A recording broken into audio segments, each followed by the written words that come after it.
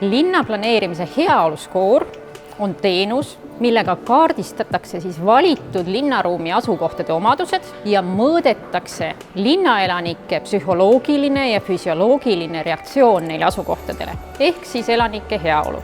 Heaoluskoori teenus sobib üldplaneeringu protsessis selleks, et saada täiendavat infot inimkeskse linna arendamiseks, aga see sobib hästi ka just nimelt konkreetsete linna asukohtade planeerimiseks ja arhitektuursete valikute tegemisel. Siiani on avaliku ruumi kvaliteedi suudetud objektiivselt mõõta ainult ruuminäitajate osas, kuid inimeste rahulolu on siiani hinnatud vaid küsitluste viimasel aastatel tajuuuringute alusel. Sellepärast pakkuski meile väga huvi Targa linna tippkeskuse projekt, mille käigus üritatakse mõõta ka elanike heaolutunnet linnaruumis võimalikult objektiivselt. Esimese asjana soovime ära kasutada projekti tulemusi oma uue üldplaneeringu koostamisel, aga edaspidi ka näiteks linna keskväljaku rekonstrueerimisel. Samadel eesmärkidel saavad seda töövahendit kasutada nii teised linnad kui mis tahes ruumiotsuseid tegevad isikud.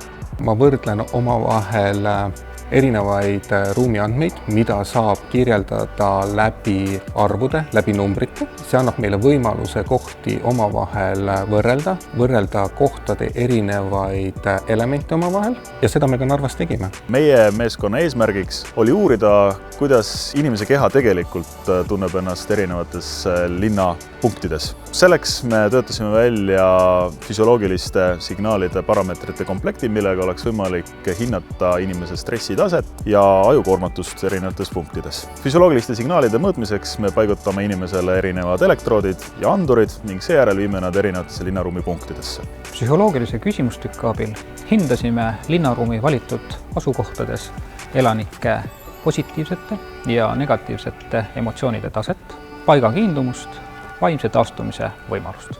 Selgus, et mõned linnaruumi asukohad olid elanike hinnangute põhjal positiivsemad kui teised.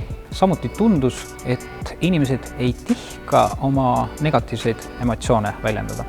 Tulemused olid väga huvitavad ja isegi intrigeerivad. Nimelt korrelatsioon psühholoogilise ja füsioloogilise heaolu vahel oli väga nõrk. See tähendab, et mõlemad annavad unikaalset infot linnaelanike taju kohta linnaruumis.